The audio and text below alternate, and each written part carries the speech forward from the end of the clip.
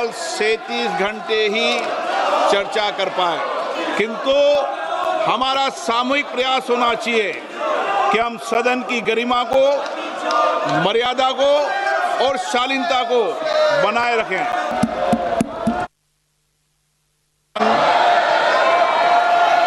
जिन्हें आज नियम 377 के अधीन मामले उठाने की अनुमति प्रदान की गई है, वह व्यक्तिगत रूप से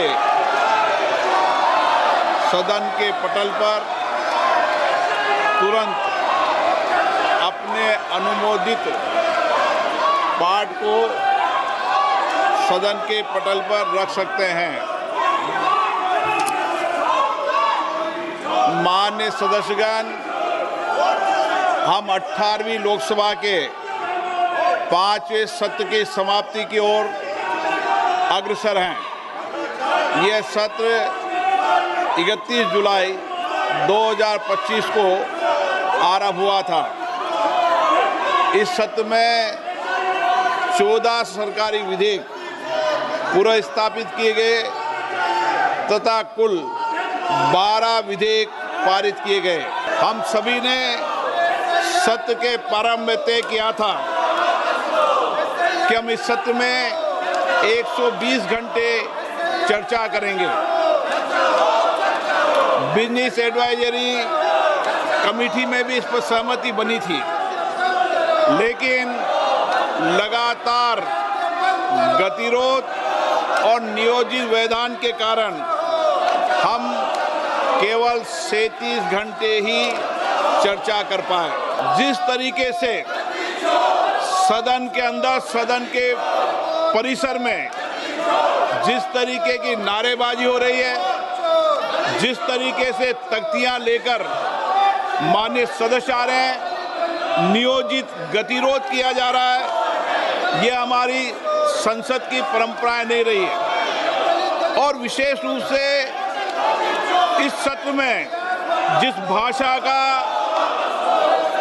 आचरण किया गया, जिस तरीके की नारेबाजी की गई, ये सदन की मर्यादाओं के अनुरूप नहीं है।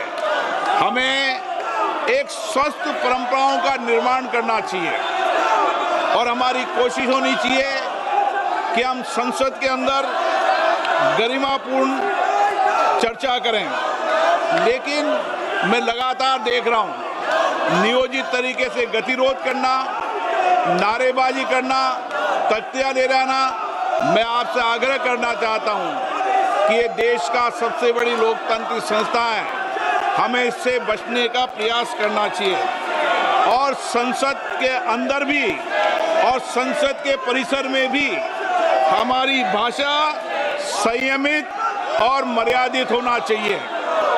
सहमति और असहमति होना लोकतंत्र की स्वाभाविक प्रक्रिया है, किंतु हमारा सामूहिक प्रयास होना चाहिए कि हम सदन की गरिमा को, मर्यादा को और शालीनता को बनाए रखें। माननीय सदस्य, मैंने हर माननीय सदस्य को हमेशा पर्याप्त समय, पर्याप्त अवसर दिया है, लेकिन जिस तरीके का आपका आचरण है, देश आपके आचरण को, आपकी कार्यप्रणाली को देख रहा है। मैं फिर आपसे आग्रह करता हूं कि हमें प्रयास करना चाहिए कि हमारी स्वच्छ लोकतांत्रिक संस्था के अंदर अच्छी परंपराएं, अच्छी प्रॉपर्टियों को हम लागू करें और इसके लिए सामूहिक चिंतन भी करना चाहिए और सभी राजनीतिक दलों को आत्ममंथन भी करना चाहिए, ताकि देश की लोकतांत्रिक सोच संस्था की